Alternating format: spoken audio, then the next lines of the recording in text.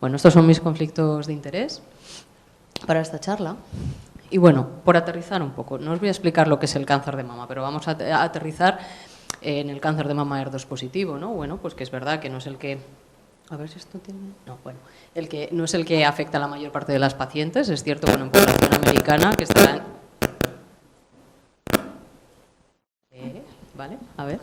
Bueno, en población americana estará en torno al 13%. Digamos que el 15% de los tumores de mama son HER2 positivos y dentro de ellos pueden expresar o no receptores hormonales. Veis que la supervivencia es un poquito distinta en ambos casos, ¿vale? Pero, y bueno, pues por supuesto dependiendo si la enfermedad está localizada, locorregionalmente avanzada o hay enfermedad a distancia. Pero, en realidad, los oncólogos, cuando hablamos de esto, decimos que el cáncer de mama HER2 positivo, desde una perspectiva histórica, habéis visto ese artículo, ¿no?, de hace unos años, en la historia de un éxito fenomenal, ¿no? Bueno, los oncólogos de mama, no como los oncólogos de pulmón, nos encanta tener un driver y aparte del receptor de estrógeno, pues tenemos a unos receptores que están en la membrana, que son HER2, ¿no?, y que lanzan señales al núcleo y hacen que la célula prolifera de manera desordenada, ¿no? Y este señor que tenemos aquí, que esto lo saqué este fin de semana, ¿no?, que es el doctor Denis Sleiman, fue uno de los médicos que ayudaron a describir el significado clínico de que un tumor de mama sobreexpresara HER2 y a partir de ahí se desarrollarán terapias dirigidas contra esa diana. El primero de ellos, pues un anticuerpo monoclonal que fue trastuzumab, ¿no?, del que hablábamos hace un ratito, ¿no? Y trastuzumab fue pues el primer anticuerpo monoclonal frente a IDO2, pero detrás ha habido inhibidores de tirosina quinasa, conjugados fármaco-anticuerpo, que han ido aumentando la cantidad de fármacos que tenemos para luchar contra esta enfermedad, ¿no? Pero no todos los cánceres de mama HER2 positivos son iguales. Los tumores, ChatGPT me decía que no pusiera heterogéneos nunca en una charla, ¿vale? Que dijera que no eran todos iguales. Biológicamente no sé por qué se ve tan mal, pero tenemos un espectro amplio de tumores que expresan receptores hormonales, a los que no, que tienen una serie de alteraciones dentro de su genoma, distintos tipos de mutaciones, que el sistema inmune estará más o menos activado en cada uno de los tumores y que además en distintas partes del tumor pueden expresar más o menos esta diana, ¿no? Y los tumores, las pacientes con tumores receptor hormonal positivo tienen unos patrones a lo largo del tiempo de recaída que son diferentes según, no sé qué ha pasado, pero se ha desconfigurado todo un poco, pero según exprese el receptor hormonal o no, el tumor pues recaerá antes o después a lo largo del tiempo y son tumores que tienen una especial filia por recaer, por ejemplo, en lugares como el sistema nervioso central, que nos darán, como comentaré luego, pues problemas a lo largo de la evolución de la enfermedad. Pero también, si vemos de dónde partimos, este interesante estudio que hicieron los americanos, que lo que querían ver es cuánto contribuía el cribado poblacional, el tratamiento en la enfermedad precoz y el tratamiento en la enfermedad avanzada en la mejora o no de la mortalidad a lo largo de un periodo de unos 20 años, vio que son los tumores receptor hormonal positivo los que más han mejorado en los últimos 20 años. Supongo que por esto a lo mejor es uno de los motivos de la charla, ¿no? En particular los tumores que coexpresan receptor hormonal positivo y HER2 positivo, que han ganado hasta 2,5 años de supervivencia casi en los últimos 20 años. Bueno, y esto es hasta 2017, que estamos ya casi en el 27. Esto es un poco, creo que con esto quería traer el mensaje de que es importante saber qué pasa más allá de los ensayos clínicos en la vida real y para eso se construyen y se trabaja mucho desde grupos cooperativos en hacer registros, como el registro GEICAM, y vemos aquí pues bueno, un poco el panorama de tratamiento en función de si la paciente tiene un tumor que de inicio se diagnosticó como enfermedad avanzada o si es una recaída de un tumor que inicialmente no lo era y cómo hemos ido incorporando a lo largo del tiempo y utilizando las distintas alternativas terapéuticas. Entonces, ¿qué nos recomiendan? Yo no he traído las guías españolas porque en HER2 positivo avanzado me resultaban más pobres los algoritmos que están construidos en las guías. Entonces, os he traído las guías europeas, ¿vale?, que creo que nos lo expresaban un poco más fácilmente. Y es un poco la brújula que tenemos los oncólogos cuando estamos en el día a día en la consulta. Y ahora se llaman Living Guidelines porque las cosas van tan rápido que la necesidad de actualizar estas guías es también muy necesaria, pues cada congreso prácticamente, aunque las últimas son de abril del 25, ya llevamos un año de retraso para actualizarlas, ¿vale? Pero toda esta diversidad que os he querido comentar biológicamente de la enfermedad se refleja en la enfermedad, pero también se refleja en las pacientes hay tantas enfermedades como pacientes, ¿vale? Y a lo largo del tiempo la situación es diferente. Nosotros los oncólogos miramos ahí al tumor y vemos, intentamos definir subtipos, ¿no? El ERDOS positivo, el luminal, pero también dentro del propio tumor hay zonas y zonas que son distintas y en cada paciente es diferente. Me gustó mucho este artículo de ASCO, creo que fue de un libro educacional de los que publican todos los años en su congreso nacional, porque te da un poco que pensar, ¿no? Uno es el viaje clínico del paciente, ¿no? En el que nos centramos, como decían antes, pues, en el diagnóstico, en los test diagnósticos, en el acceso a distintas pruebas de laboratorio, en el escáner, la resonancia y tal. Pero el otro lado es la experiencia, el viaje emocional que hace el paciente a lo largo de no sé, lo del viaje queda un poco raro, el camino, ¿no? Que recorre el paciente a lo largo de su enfermedad y las barreras logísticas que se encuentra y que si tenemos sistemas de apoyo adecuados y bueno, quiero decir que eso sucede en la misma persona, o sea, quiero decir que a la hora de tomar decisiones es imprescindible tenerlo en cuenta, ¿vale?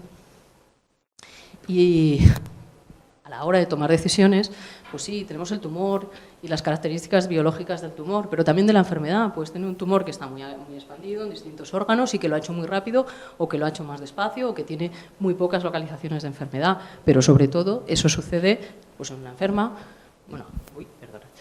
hablo de enfermas porque la mayoría somos mujeres en el cáncer de mama metastásico. En una enferma pues que tiene una edad concreta, eso no tiene o no menstruaciones, tiene una serie de comorbilidades, estará en mejores o peores condiciones y sobre todo de unas expectativas y unas preferencias que son diferentes. Y a la vez hay un contexto social, lo que hablábamos, ¿no? Que bueno, pues disponemos o no de investigación clínica, cuáles son las guías, cuál es el apoyo social y luego qué agentes tenemos, que esto es aparte, ¿vale? Entonces tenemos que conjugar todo eso en el día a día para tomar decisiones. Entonces estuve tratando de ver si había algo específico en pacientes con cáncer de mama metastásico sobre las cosas que nos preocupaban a los oncólogos y a las pacientes, a su vez. Y encontré este estudio, el estudio Hermione, que es un estudio que hicieron, hecho en población francesa, eran pacientes en un par de hospitales de Lyon, ¿vale? Pacientes con cáncer de mama metastásico, ERDOS positivo específicamente. Entonces, aquí se preguntaba al oncólogo y a la paciente, más o menos la misma pregunta, el oncólogo era en su opinión y a la paciente en su vivencia, ¿no? Y lo que me llamó mucho la atención os voy a repasar unas cuantas preguntas, no todas, pero ¿cuáles eran los efectos secundarios más difíciles de manejar en el día a día? O sea, no quiero ir a uno los distintos efectos, es la discordancia que hay entre las respuestas que da un oncólogo y las respuestas que dan las pacientes. ¿Cuáles son las principales dificultades que se ha encontrado? Bueno, lo de la fatiga, por ejemplo, más o menos concordante, pero cuestiones como hablábamos antes, como las dificultades psicosociales de llevar adelante la enfermedad y sus tratamientos, la perspectiva es completamente diferente. Y esto llamó mi atención, entonces seguí leyendo el paper, ¿no? Y decía, ¿cuál es el apoyo disponible para pacientes según los pacientes y los oncólogos? Pues también es discordante. O sea, nosotros desde la consulta a veces creemos que hay más apoyo, hay más sistema de soporte, no hablando de soporte solo como cuidados paliativos. Y la verdad que es llamativo que no, para nada. La perspectiva de la paciente y de los oncólogos y las enfermeras, incluían aquí también, es completamente diferente. Bueno, también se preguntaba, dado que ya veremos que en el cáncer de mama ERDOS positivo hay opciones de tratamiento oral, cuáles eran las ventajas o no que percibía el médico y la paciente, ¿no? Y cuáles las potenciales medidas que podían ser útiles para mejorar la adherencia a los tratamientos, ¿no? Que también eran un poco diferentes. La implicación de las pacientes en los tratamientos, alucinante. Para los oncólogos, bueno, en un 38% está bien, no es esencial que la paciente esté implicada en su tratamiento, pero es que casi un 10% de las pacientes, de los oncólogos, piensan que es secundario, ¿no? Que realmente el paciente esté implicado en la decisión, ¿no? Me llamó mucho la atención. Y luego, también hay un poco de discordancia entre los intereses la información que yo creo que es necesaria para tomar las decisiones y la información que vosotras creéis que es necesaria, ¿no? Entonces, pues bueno, yo creo que aquí hay una necesidad, ¿no? Entonces, ahora quería, pues, contar, para recorrer un poco lo que es el camino del cáncer de mama ERDOS positivo avanzado, recorrerlo con tres pacientes que obviamente no se llaman así, ni existen, están generadas por inteligencia artificial, pero que, bueno, en el fondo son mezcla de pacientes que yo me he encontrado todos los días en la consulta, ¿no? Entonces empezamos con Patricia, que tiene 30 años, es una mujer que tiene menstruaciones regulares, que vive aquí en Madrid con su pareja, no tiene hijos, tiene un hermano sano, y es verdad que tiene historia de cáncer de páncreas en la familia, una tía con cáncer de ovario, bueno, que se ha hecho un estudio genético y es negativo, ella tuvo acceso a eso. Es licenciada en psicología y ella se nota un bulto en la mama, pero al evaluar la enfermedad no solo tiene un tumor en la mama, sino que es un tumor que de entrada pues es metastásico, tiene 3 metástasis pulmonares y una lesión ósea. Y ella, bueno, tiene una vida súper activa, hace kickboxing regularmente y le encanta sus clases de escritura, ¿no?, que va todas las semanas. Entonces vamos a ver cómo enfrentar la decisión de Patricia, ¿no? Entonces, lo que puedo decir a Patricia es que en los tratamientos de entrada para la enfermedad avanzada, pues en los últimos 14 años, o sea, cambiaron, perdón, del año 98 al año 2012 cambiaron muchísimo, ¿no? Y si bien la inclusión del trastuzumab versus solo tratamiento con quimioterapia representó una mejora tanto en supervivencia libre de progresión como supervivencia global increíble, la adición de un doble anticuerpo, pertuzumab y trastuzumab, volvió a mejorar todavía más esos resultados, ¿no? Esos resultados tenían impacto en supervivencia global, impacto en tasa de respuestas de la enfermedad. E incluso veíamos con seguimientos a largo plazo que hay un grupo de pacientes que no es nada desdeñable, que vivían durante mucho tiempo y se consideraban, antes alguien ha mencionado la palabra largas supervivientes, ¿no? Pues eran largas supervivientes en primera línea de tratamiento, ¿no? Entonces, rascamos un poco y se ha tratado de estudiar quiénes son las pacientes que tienen tumores en los cuales esto puede ser una perspectiva, ¿no? Y pues pueden ser las pacientes que se presentan de nuevo, como era Patricia, que tienen una baja carga tumoral. Patricia tiene un tumor que tiene poca carga tumoral y que tienen mucha dependencia de HER2 biológicamente, tienen pocas alteraciones genómicas, menores tumores que tienen poca mutación en PI3K, por ejemplo, y tumores más inflamados, que tienen más enriquecidos en TILs, ¿no? Para nosotros, y individualizar el tratamiento, es importante conocer estas características de la enfermedad. Entonces, si nos vamos a los registros, que comentaba que eran importantes para saber qué pasa en la vida real, vemos que esas pacientes no solo están en los estudios de registros, sino que hay un pequeño porcentaje de pacientes, 25-28%, dependiendo del registro, tenéis el francés, una cohorte de Dana-Farber, que son respondedoras, tienen tumores que responden excepcionalmente a los tratamientos. Entonces, hoy en día se han planteado estudios que tratan con herramientas de última generación, como la monitorización con ctDNA, de plantear parar el tratamiento en un momento dado y ver si eso tiene cierto recorrido. Es decir, ¿podemos curar el cáncer de mama metastásico en alguna de las situaciones? Pues bueno, es una situación que en la enfermedad HER2 positiva se puede plantear, nos pasa por la cabeza. Pero esto no siempre es así. Y esto es preocupante. Si nos vamos también a bases de datos de vida real, vemos que hasta aún en población francesa, casi 30%, 26% en población americana, son pacientes que de la primera línea a la segunda línea de tratamiento no llegan, ¿vale? Que pierden la posibilidad de continuar un tratamiento más allá. Y esto es algo que tenemos que tener en cuenta, es, digamos, la otra cara de la moneda. Y esto puede representar, si nosotros no hacemos una correcta o la mejor elección de tratamiento inicial, una pérdida de oportunidad, ¿no? A priori no sabes si vas a estar en ese 30%, 25-30%. Entonces, se han establecido una serie de estrategias para intentar mejorar la eficacia de los tratamientos de primera línea, ¿no? Y aquí vemos, pues vamos jugando con distintos términos de la ecuación, por decirlo de alguna forma. Yo lo voy a revisar todo rápido, no pienso ir a los detalles, pero para que veamos un poco, tengamos en mente qué opciones tenemos. Lo primero que se intentó con el primer ADC, que era TDM1, es ver si mejoraba el resultado del tratamiento con quimioterapia y doble anti-HER2, con trastuzumab. Y bueno, en este caso sí que es verdad que eran mejor tolerables estos regímenes, ¿vale? Pero los regímenes que contienen TDM1 no demostraron mejorar la supervivencia libre de progresión, no fueron superiores, digamos, al estándar, si bien demostraron no ser inferiores, ¿vale? ¿Esto qué significa? Que no desplazaron al estándar de primera línea. Entonces, por aquí, de momento, no se continuó. Se quedó el tratamiento para segunda línea y posteriores. Pero se mejoraron los anticuerpos, los conjugados fármaco-anticuerpo. Y estos son datos del estudio Destiny 9, que esto se presentó el año pasado en ASCO, ¿vale? Que se hace la misma pregunta, ya se puede desplazar al esquema Cleopatra de quimio y doble pertutrastuzumab, ¿no? Y en este caso, pues realmente parece que sí, ¿no? Primero, el fármaco logra frenar esa caída inicial de pacientes que no responden precozmente, lo cual es importante, ¿vale? En poco tiempo, en los primeros 6 meses. Y luego todos los subgrupos de pacientes, pues si son de nuevo, si la enfermedad es una recaída, si son mayor o sea, edad más joven o más mayor, si expresan o no receptores hormonales, todos los subgrupos se benefician. Luego podemos ir allí a mirar exactamente en qué subgrupo está cada paciente, pero bueno, son cosas en los ensayos clínicos o puntos en los que quería enfocar cuando nosotros hacemos la interpretación.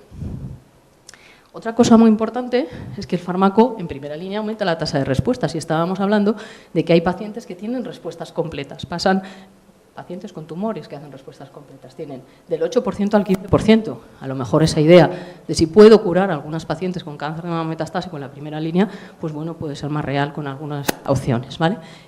Y luego otras cosas que también tenemos que tener en cuenta es cuando vemos los resultados. En un congreso nos presentan esta gráfica de supervivencia global.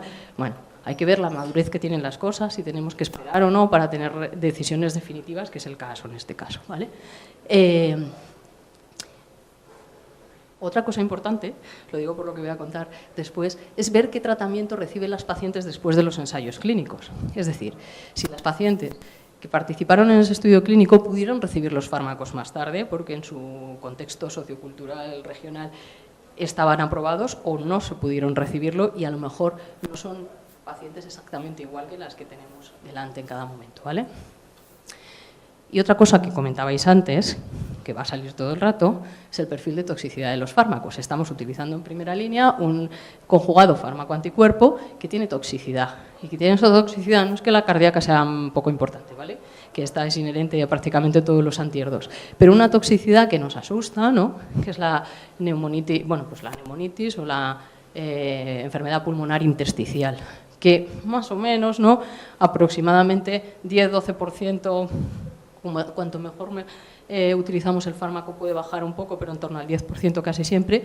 Es verdad que la mayoría son grados 1, pero hay muertes tóxicas relacionadas con esto y esto es importante y vital tenerlo en cuenta, porque es un fármaco que me permite tratamientos más prolongados, si lo comparo con la quimioterapia, pero que tiene unos eventos relacionados con el fármaco, con resultado de muerte, que en primera línea también son importantes, siempre son importantes, pero más en un contexto de este tipo.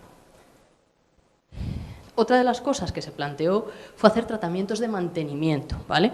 Entonces, si bien el utilizar receptor hormonal más anti-HER2, un tratamiento, hormonoterapia más anti-HER2 de mantenimiento, ningún estudio lo ha estudiado así muy formalmente, pero teníamos al que agarrarnos, que era el estudio Pertain, que lo que hacía era poner o no una quimioterapia delante del mantenimiento de hormona más anti-HER2 sencillo o doble, y vio que podía tener sentido esa estrategia, ¿no? Entonces, a partir de ahí, hay unos cuantos estudios que se han puesto en marcha para tratar de mejorar, optimizar esa herramienta que es el tratamiento de mantenimiento. Y tenemos resultados a día de hoy de 2 de ellos. Uno que intentó añadir una terapia de diana a la terapia endocrina más la terapia anti-HER2 de base, ¿vale? Del esqueleto, que fue el estudio Patina, por cierto, un estudio académico, ¿no? Un estudio que fuera promovido por la industria farmacéutica, muchos grupos que se ponen de acuerdo para intentar resolver una pregunta que clínicamente tiene sentido. Y en este caso se utilizó palbociclib. Sí, tiene sentido utilizar hormonoterapia combinada con palbociclib en pacientes con enfermedad, receptores positivos, HER2 negativo. ¿Qué pasa si además le añado un anti-HER2 en este contexto? ¿Me sirve para hacer un mantenimiento?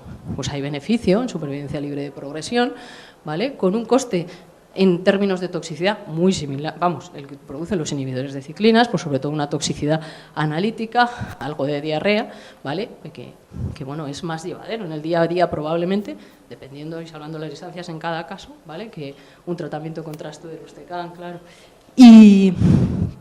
Y luego, pues, incluye, que es importante, pacientes, estamos hablando de enfermedad HER2 positiva, como comentaba, que tienen enfermedad en el sistema nervioso central y lo que se plantea es si es capaz de retrasar la aparición el debut de metástasis cerebrales y parece que poco a poco, conforme el seguimiento se va prolongando, puede tener ahí cierto efecto, con lo cual es una estrategia de mantenimiento que ahí está en marcha. Otra opción en el mantenimiento fue optimizar el anti-HER2 que utilizamos. Entonces se planteó el estudio HER2CLIMB, que se ha comunicado hace poquito, ¿vale? En el cual se combinaba trastuzumab, pertuzumab, hormonas si tocaba, porque podían ser pacientes con tumores receptor hormonal positivo o negativo, y tucatinib, que es un inhibidor de tirosina quinasa, ¿vale? Entonces vemos que mejora la supervivencia libre de progresión, ¿vale? Que es un poquito diferente probablemente receptores hormonales positivos que negativos, ¿vale? El beneficio, veis que las curvas se separan más o menos, ¿vale? Y bueno, luego a veces los análisis de subgrupos son un poco tramposillos, como el de la edad y tal en este caso, hay que tomarlo siempre entre comillas, ¿vale? Pero bueno, pues parece que puede ser otra herramienta, ¿vale? Pero una herramienta a expensas de toxicidad. Y si antes hablábamos de la toxicidad de los inhibidores de ciclinas, aquí la toxicidad hepática, que bueno, fundamentalmente es analítica, a lo mejor uno no se entera mucho clínicamente de la toxicidad hepática, pero la diarrea probablemente es la que más me limita en el día a día, son realidades con las que tenemos que tener en cuenta a la hora de plantear este mantenimiento, ¿vale? Hemos hablado de optimizar añadir una terapia de diana nueva con palbo, optimizar el anti-HER2 con tucatinib, y luego hay estudios en marcha que nos van a hablar de utilizar nuevas hormonas como giredestrant o utilizar inhibidores de PI3K que están pendientes de resultados. O sea que se complica bastante el panorama, con lo cual la terapia de mantenimiento es una realidad en la primera línea. Entonces ahora se nos ha quedado un poco anticuado quizás el algoritmo de la ESMO y ya nos planteamos en función de la expresión del receptor hormonal una terapia de mantenimiento, si dispusiéramos de todo en un mundo ideal, ¿vale? O bien con palbociclib o tucatinib en la receptor hormonal positivas o solo con tucatinib en la receptor hormonal negativas. Con lo cual, pues bueno, ahora surge otra pregunta. Ahora tenemos el resultado del trastuzumab con pertuzumab. Esto se ponía hasta la progresión de la enfermedad, no se planteó hacer eso seguido de un mantenimiento. ¿Lo vamos a hacer en el día a día? Bueno, son preguntas que van surgiendo y que van complicando la situación, afortunadamente. Entonces, las preguntas que me hizo a mí Patricia, que no se las puedo responder probablemente con todos estos ensayos clínicos, son: ¿y podré seguir teniendo mi vida activa? ¿Qué repercusión va a tener esto en mi imagen corporal? Y yo quería formar una familia. Y antes de saber que tenía metástasis pulmonares y una metástasis ósea, había recogido bocitos porque me iba a curar de esta enfermedad. Ahora, ¿cómo me gestiono esto, no? ¿Podré seguir trabajando? ¿Cuáles son las consecuencias económicas de mi enfermedad? ¿Y cuántas veces tengo que venir al hospital y me va a limitar en mi día a día, ¿no? Para dejar mi consulta de psicooncología? Psicología, no psicóloga. ¿Tengo alguna opción de curación? También se plantea, ¿no, Patricia? ¿Tengo acceso a nuevos fármacos? ¿Cómo hay algún estudio clínico? ¿Tiene usted algo en lo que yo pueda participar y me pueda beneficiar? ¿Y con qué apoyo cuento dentro y fuera del hospital, ¿no? Entonces, para poder responder a esto, que yo creo que es algo que se ha hablado toda la tarde, tenemos que combinar un poco las perspectivas de clínico y paciente. Y eso es lo que es la verdadera toma de decisiones compartida, ¿no? Porque los hazard ratio de los ensayos no me responden a todas esas preguntas. Estuve revisando también en este contexto un poco si se había hecho algo vosotras, al escucharos antes hablar, lo de la enfermedad crónica, lo de la curación, lo del tratamiento paliativo, pues me recordó a este estudio, ¿no? El estudio de Nobres, que está hecho en España, ¿vale? Que lo coordinó el doctor Quino Gavilá, entraba un poco en si estamos en la misma onda, ¿no? En la comunicación a los pacientes y los oncólogos, ¿no? Entonces, pues bueno, paliativo no es curativo, pero pues es un tratamiento activo y eficaz durante un tiempo, ¿no? Y crónico es una enfermedad tratable a largo plazo, no necesariamente es una enfermedad terminal. Entonces, aclarar entre nosotros. A lo mejor yo a veces digo una cosa y lo que entiende el que está delante de mí es otra cosa diferente, ¿vale? Entonces, esto yo creo que es importante.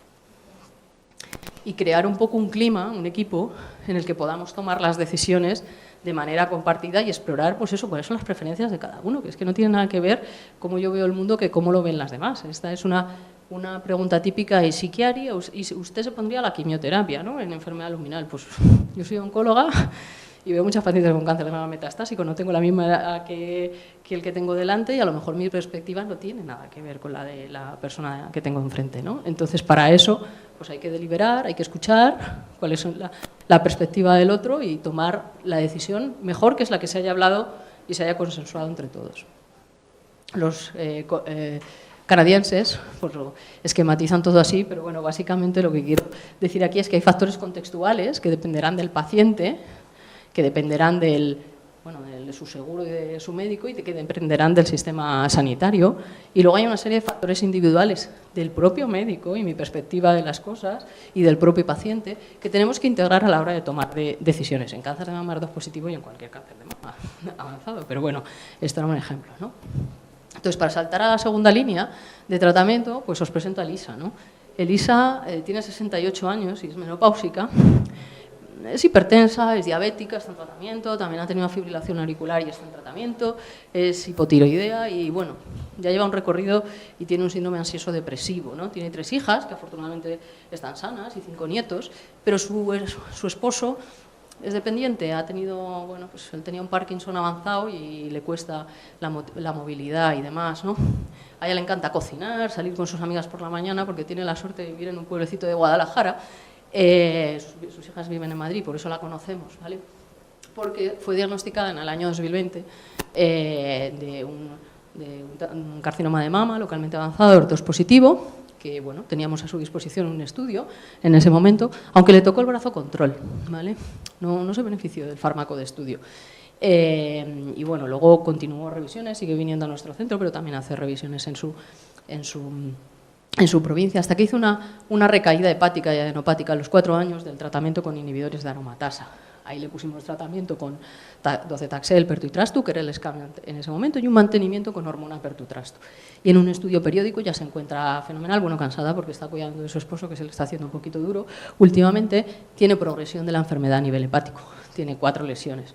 Entonces vuelve a consultar con nosotros, porque fuimos los que le ayudamos en su momento, y siempre que pasa algo en su enfermedad, pues viene a consultar y tal, y le ofrecemos un fase 1, le ponemos un estudio clínico fase 1 encima de la mesa. Pues a ver cómo se lo explicamos para navegar con ella por esa segunda línea de tratamiento, ¿no? Hoy en día, los anticuerpos conjugados, que empieza por la primera línea, pero realmente es el último punto al que llegan. Bueno, ya han llegado a la enfermedad precoz. Pero bueno, teníamos datos de trastuzumab frente al otro inmunoconjugado inicial, el TDM1, que tenían beneficio en la comparación en términos de supervivencia libre de progresión, y un gran beneficio, cuadruplicaba la supervivencia libre de progresión, duplicaba la segunda supervivencia libre de progresión y mejoraba la supervivencia global, con lo cual tenemos una evidencia robusta detrás de que es una alternativa bastante buena para la paciente.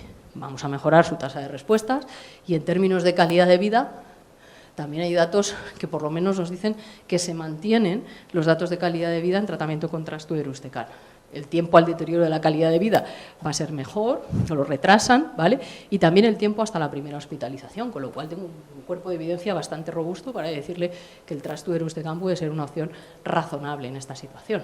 Pero eso sí, la tengo que hablar de la toxicidad, de la neumonitis, la enfermedad intersticial pulmonar. Aquí veis que es un poco más alto, pero cuanto más antiguo sea el estudio, a veces es un poquito peor el manejo de la toxicidad, que lo habéis dicho vosotras, que se va aprendiendo también, ¿no? Y nosotros también lo aprendemos. Entonces, es algo que tenemos que tener muy presente cuando manejamos a la paciente. Aquí comentabais antes, un poco, pues, para meter a un fármaco dentro de un algoritmo de tratamiento, ¿vale? Me quería detener un poco en que hay una serie de escalas para ver cuál es el valor que aporta ese fármaco, ¿vale? Estas escalas, como la escala de magnitud del beneficio clínico de ESMO, ninguna es perfecta, ¿vale? Pero hay que empezar por algún sitio.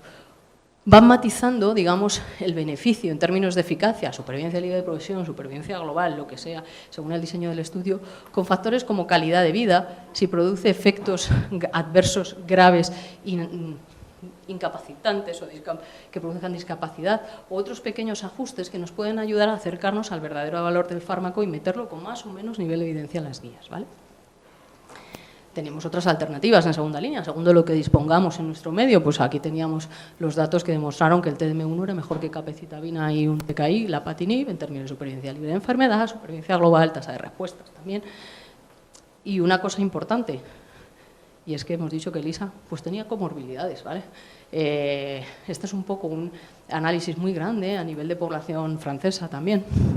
Más de 235.000 pacientes francesas, son nuevos diagnósticos, ¿vale? No son pacientes con enfermedad metastásica, pero yo creo que podría ser perfectamente extrapolable. Y veis que la obesidad, la diabetes, la dislipemia, alteraciones tiroideas, la hipertensión, son parte de nuestra realidad cotidiana.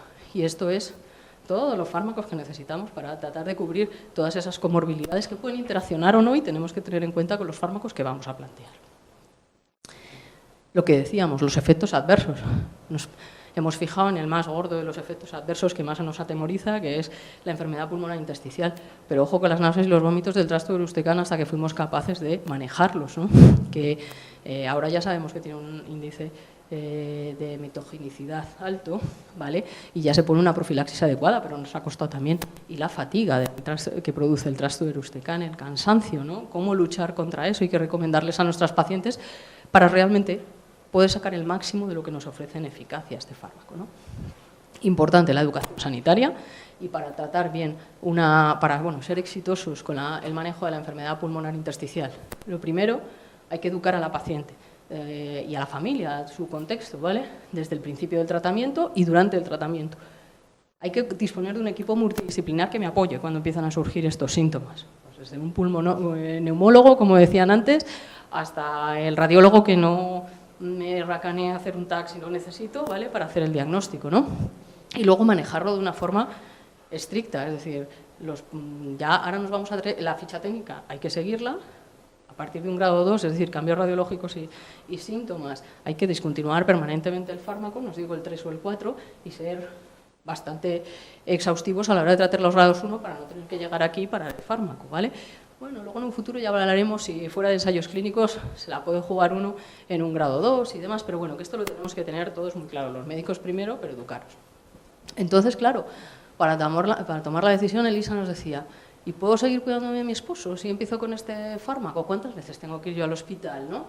¿O cuántas veces tengo que consultar con mi oncóloga? ¿Cómo debo enfrentarme viviendo tan lejos? Pues si tengo síntomas, ¿a dónde acudo? ¿Cómo voy, no? ¿Tengo que ir con mis hijas a vivir a Madrid entonces? No. ¿O me podré quedar en casa y mantener mi independencia? Que es lo que a mí me gusta, ¿no? Realmente participar en un ensayo clínico contra trastorno de Ehlers-Danlos es mi mejor opción o a lo mejor puedo hacer otra cosa y ya me lo planteo en un futuro, ¿no? Y podré mantener, por cierto, todas las pastillas que tomo para mis cosas habituales o voy a tener problemas cardíacos porque esto me asusta realmente, ¿no? Entonces es importante a la hora de tomar la decisión con Elisa tener en cuenta toda esta perspectiva, ¿no? que ella tiene. Me gustó mucho este artículo, que no sé si lo habéis comentado, que bueno, la comisión sí lo habéis comentado, genial.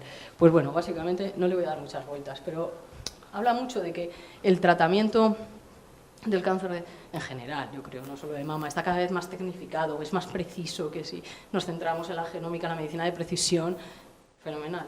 Pero hay que tener en cuenta si eso lo está humanizando o no, ¿no? Entonces el paciente, desde un punto de vista de la comunicación, del apoyo emocional y demás, tiene que estar un poco en el centro, porque si no pierde todo un poco el sentido, ¿vale? Entonces yo creo que esto a mí me ha servido un poco para tenerlo en la cabecera, este paper, me ha parecido bastante necesario.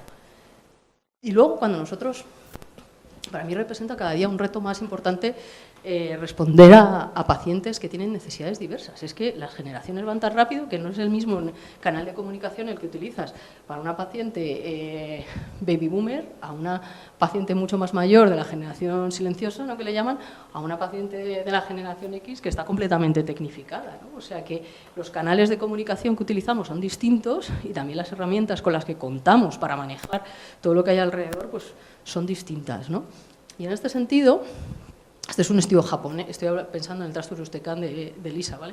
Un estudio japonés que intentaba hacer con una app, un estudio PRODUCE le llaman, pues intentar monitorizar de alguna forma la saturación de oxígeno, la temperatura corporal, otra sintomatología relacionada que hemos dicho que se relaciona con trastorno de Ehlers-Danlos, como podría ser la fatiga, las náuseas y demás, y veían si utilizando la app era mejor que si hacemos el seguimiento clásico. Y sí que parece que en términos de calidad de vida mejora el utilizar la app. Las náuseas y los vómitos no los impacta demasiado, pero por ejemplo el tema de la fatiga y tal sí, ¿no? O sea que algunas de estas utilidades, aplicaciones, nos pueden ayudar. De hecho, el grupo SOLTI está trabajando con otros grupos cooperativos europeos, ¿vale?, francés y alemán, en probar distintas aplicaciones que pasan todas ellas por utilizar pues, una monitorización en casa de la saturación de oxígeno, hacer un test de la marcha, ¿no?, y utilizar la aplicación para que te genere una serie de alertas, ¿no?, que te ayuden a ser capaz de identificar pues, qué pacientes necesitan ayuda en cada momento. Pues son estudios que no son estudios de registro, pero pueden aportar valor, digamos, al día a día y el manejo de los efectos adversos. Y ya un poco, tampoco me llega a la sexta línea, no me voy a quedar en la tercera línea y sucesivas. Tenemos aquí a Laura. Laura tiene 55 años y vive sola en Madrid con su hijo porque se separó hace unos años. Es abogada y sigue trabajando. Está en ¿no? Segunda línea de tratamiento, ya vemos ahora, y sigue trabajando a día de hoy. Le encanta viajar y bueno, últimamente es aficionada a la música y a la lectura y bueno, se ha poltronado un poco, está un poco sedentaria y tiene un poquito de sobrepeso, ¿vale? Ella se diagnosticó en el año 2020, bueno, pues se puso tratamiento con quimioneoadyuvantes, hizo una cirugía conservadora y a los 2 años recayó de la enfermedad, recibió su tratamiento con Tazotere, Pertu, Trastuzumab y luego recibió también Trastuzumab, ¿vale? O sea que ha hecho todo según lo que toca, ¿no?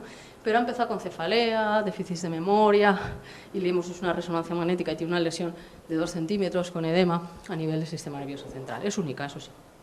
Y luego también le han aparecido 2 lesiones hepáticas, son muy grandes, pero son nuevas, ¿vale? Entonces nos planteamos el reto de cómo ayudar a Laura, ¿no? Entonces hemos caminado ya hacia la tercera línea de tratamiento. Se me ha olvidado decir que, como veis, en la enfermedad ER2 positiva, las metástasis cerebrales aparecen desde muy pronto en el algoritmo, ¿vale? Para que tenemos un estudio, entre otros, que es el estudio de todo oral, ¿no? Bueno, oral. El trastorno es oral, pero se puede dar subcutáneo, un poco más independiente, no intravenoso, quería decir mejor. Entonces, compara utilizar tucatinib, trastuzumab y capecitabina versus el clásico trastuzumab, capecitabina. Y una cosa muy importante, y es que nos empezamos a atrever a meter pacientes con metástasis cerebrales en los estudios en distintos estados de la enfermedad, metástasis que están activas, metástasis que no están activas, ¿vale? Demostró beneficio en supervivencia libre de progresión, en supervivencia global y también en las pacientes que tienen enfermedad en el sistema nervioso central, cosa que es importante empezar a atreverse a hacer estas cosas, ¿vale?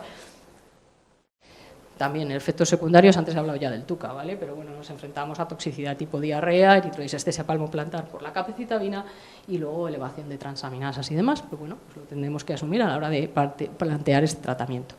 El Trastuzumab en líneas ulteriores sigue demostrando beneficio y un margen de beneficio bastante importante, ¿vale? No sé por qué las diapositivas que tienen que ver con Trastuzumab aparecen en caracteres extraños siempre, pero bueno, es así, ¿vale? Entonces, pues bueno, veis que tiene que mejora al estándar de tratamiento pues en todos los entes, ¿no? Y el TDM1 también demostró el primer ADC en enfermedad en estadios, pues eso, en esta situación, segunda línea, que podía ser una alternativa a la quimio con antiER2, ¿vale?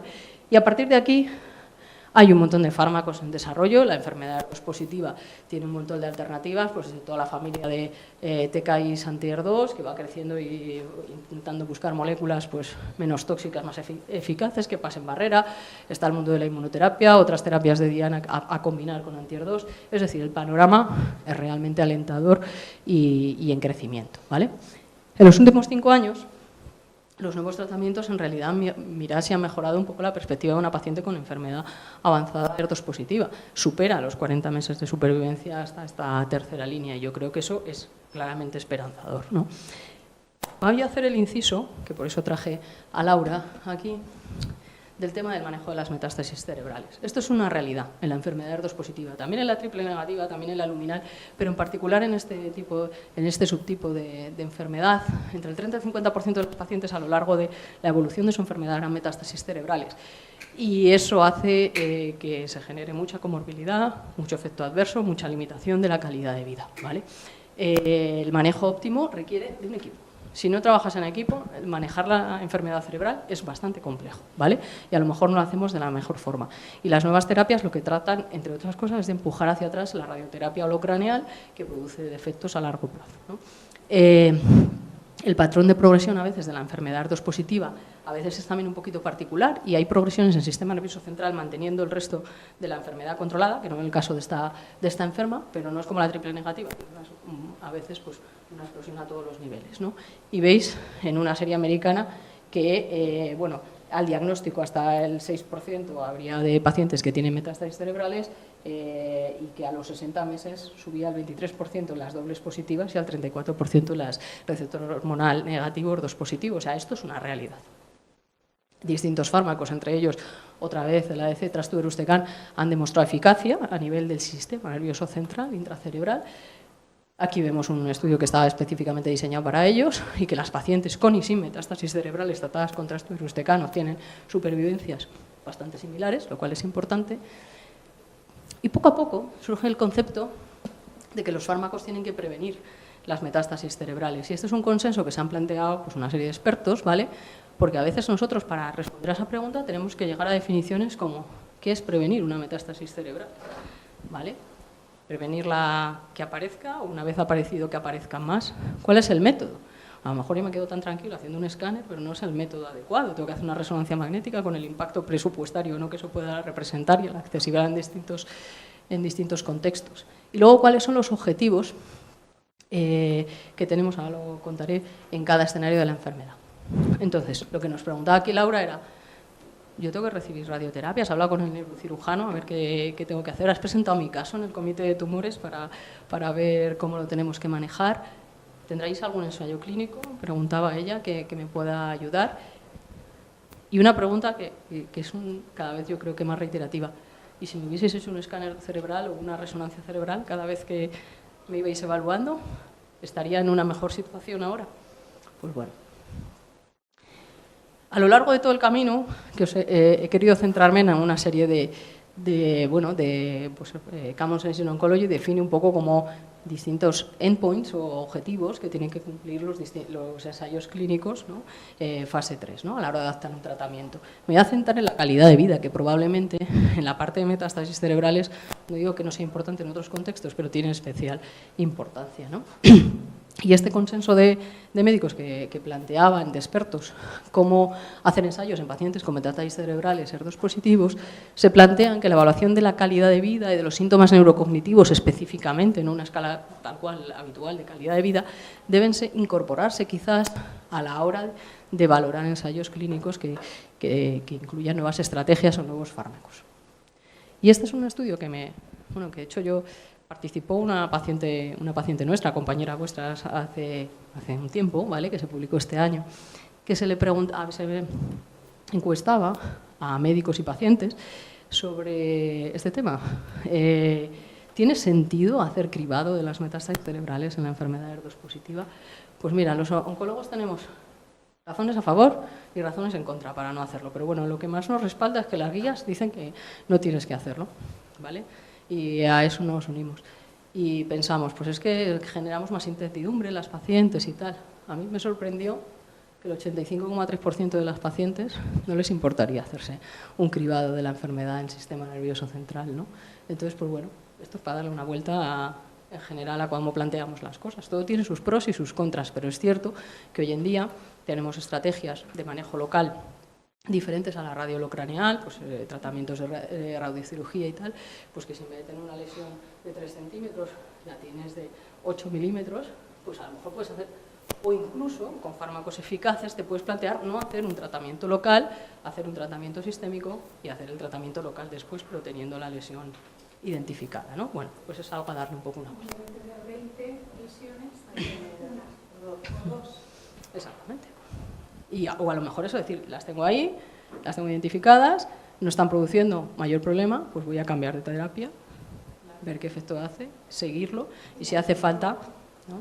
Bueno, pues son pros y contras de todas las decisiones, seguro que no hay una buena, pero, ¿vale? Entonces ya por acabar un poco, os quería presentar un poco cuáles serán los retos que yo creo que tiene, entre otros, el cáncer de mama ER2 positivo avanzado, ¿no?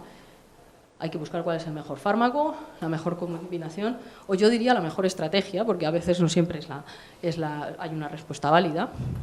Para ello es cierto que tenemos que conocer en profundidad los mecanismos de acción y resistencia de los fármacos que incorporamos, por lo menos, a la práctica clínica, es clave para poder establecer estas estrategias. La integración de la biología, la clínica y la voz de la paciente creo que son lo único que nos llevará a tomar las decisiones más adecuadas para cada persona en cada momento, ¿vale? Hay que construir, digamos, un camino que nos lleve a vivir más y mejor. Yo creo que Ian Tannock, yo se lo leí una vez, se lo escuché una vez, decía eso. No se trata de vivir más, se trata de vivir mejor de lo que vivirías si no te pusiera el tratamiento, ¿no? Entonces, ¿vale? Que las estrategias de afrontamiento conjunto para llegar a una verdadera individualización del tratamiento es lo que se llama, ¿no?, la toma de decisiones compartida, y nos queda todavía bastante que avanzar ahí.